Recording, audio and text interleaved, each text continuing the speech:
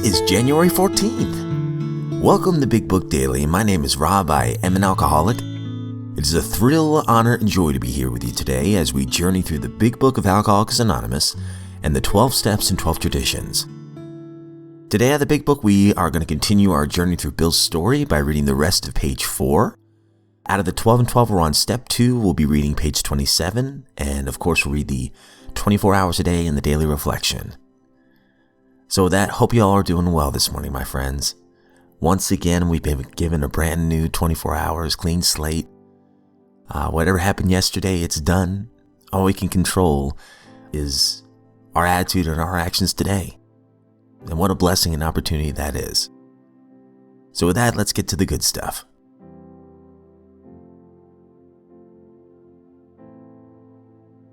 All right, so if you recall from yesterday's reading, we got to the point where there was the stock market crash, and it's getting rough.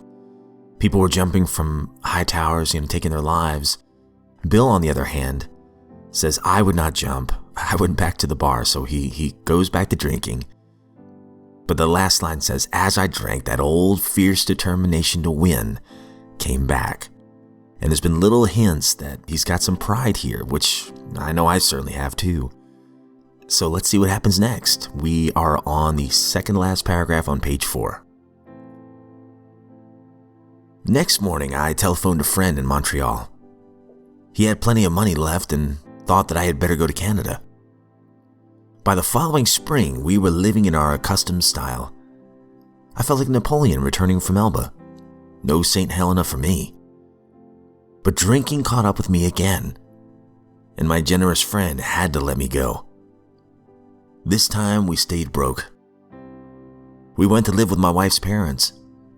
I found a job, and then I lost it as a result of a brawl with a taxi driver. Mercifully, no one could guess that I was to have no real employment for 5 years, or hardly draw a sober breath. My wife began to work in a department store, coming home exhausted to find me drunk. I became an unwelcome hanger-on at brokerage places. And I'll read an extra line just as a bonus. Liquor had ceased to be a luxury. It became a necessity.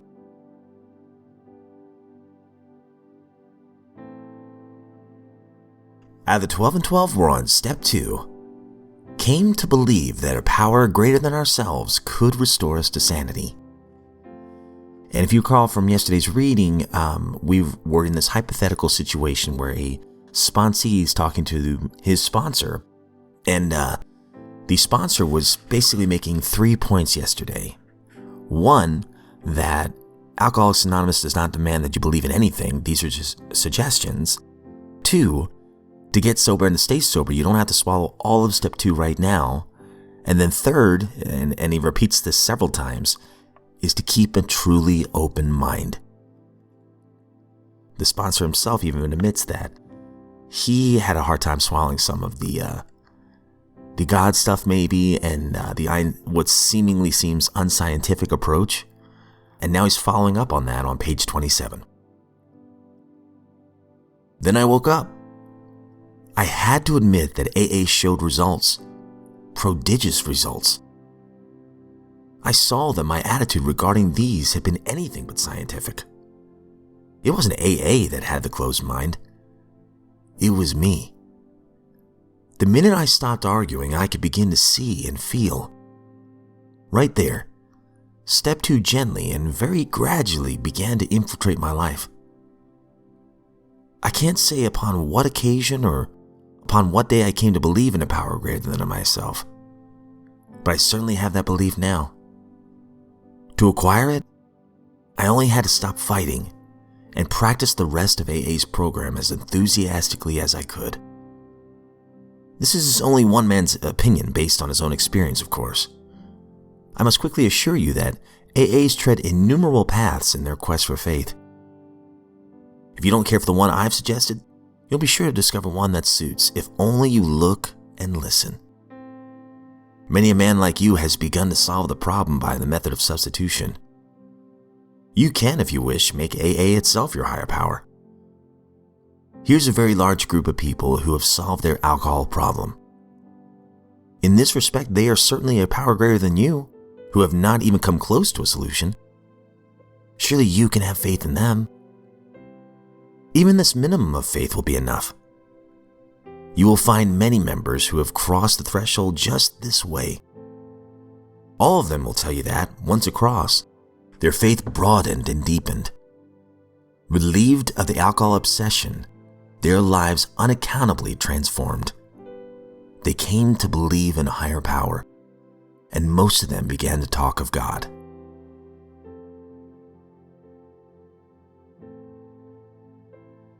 "24 hours a day, January 14th.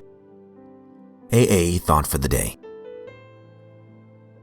When we came into AA, a sober life seemed strange. We wondered what life could possibly be like without ever taking a drink. At first, a sober life seemed unnatural. But the longer we're in AA, the more natural this way of life seems.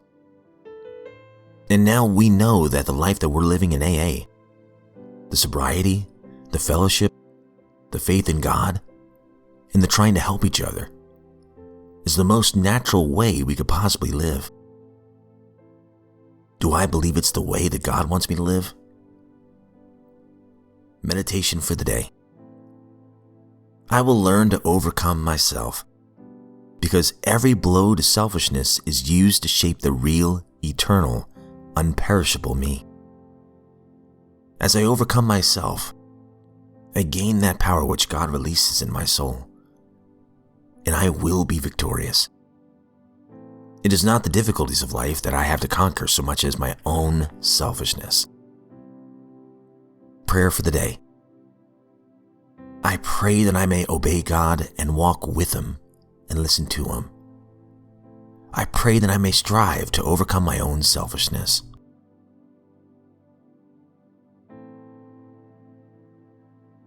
Daily Reflection, January 14th. No regrets. We will not regret the past nor wish to shut the door on it. Alcoholics Anonymous, page 83. Once I became sober, I began to see how wasteful my life had been, and I experienced overwhelming guilt and feelings of regret. The program's 4th and 5th steps assisted me enormously in healing those troubling regrets. I learned that my self-centeredness and dishonesty stemmed largely from my drinking, and that I drank because I was an alcoholic. Now I see how even my most distasteful past experiences can turn to gold because, as a sober alcoholic, I can share them to help my fellow alcoholics, particularly newcomers. Sober for several years in AA, I no longer regret the past. I am simply grateful to be conscious of God's love and the help I can give to others in the fellowship.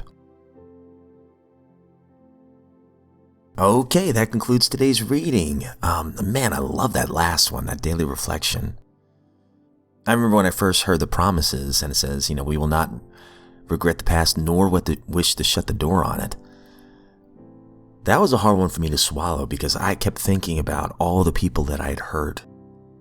And yeah, maybe even part of it today, I wish I hadn't hurt those people that I loved the most by my drinking and the decisions I made while drinking. But at the same time, my higher power has used what was once broken, has turned it into something beautiful because now I have a unique story that I can share with people who are still suffering today. I heard a friend in the room yesterday, or not yesterday, it was a few days ago, in one of the fellowships, and he had just gotten out of rehab. It's amazing. Just in 30-some days, you can see the light and the hope starting to come back into his eyes. And he had come home, and his 5-year-old son, he was a little boy, I don't know that, I can't remember the exact age, but really made me think of my son. But as soon as he pulled in the driveway, the son came out to to meet him and gave him a big hug and said, "I'm so proud to have a papa I can love again."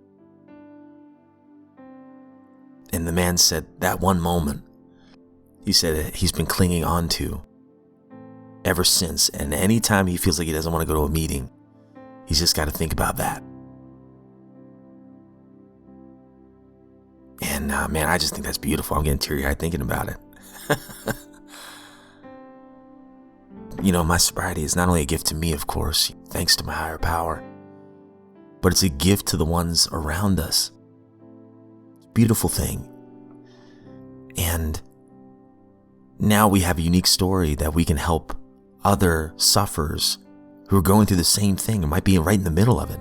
We can help them in a way that maybe nobody else can.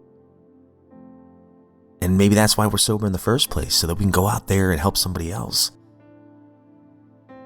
which in turn helps us. What a beautiful thing. But my friends, I just want you to know, if you are sober today, you are a miracle. And I'm proud of you, and I'm sure those who love you are very proud of you. And if you're not sober, my friend, and you're hearing this and you want to change, I just want you to know that you're worthy of recovery. You have value, you have worth. There are people who love you.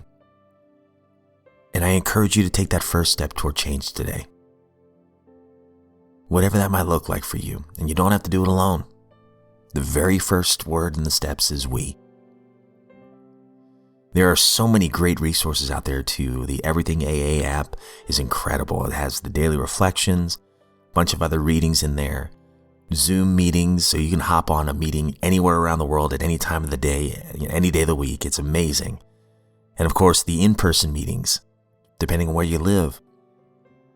There's nothing like that either. There are so many opportunities now to get help if you really want it.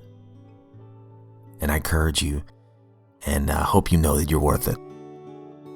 And your family and those around you are worth it too. And finally, I don't speak on behalf of AA, NA, Al-Anon, any other sect or denomination. I'm just a friend in this lifeboat recovery, honored to be here. And if we are given another set of 24 hours, my friends, I sincerely look forward to seeing you right back here tomorrow.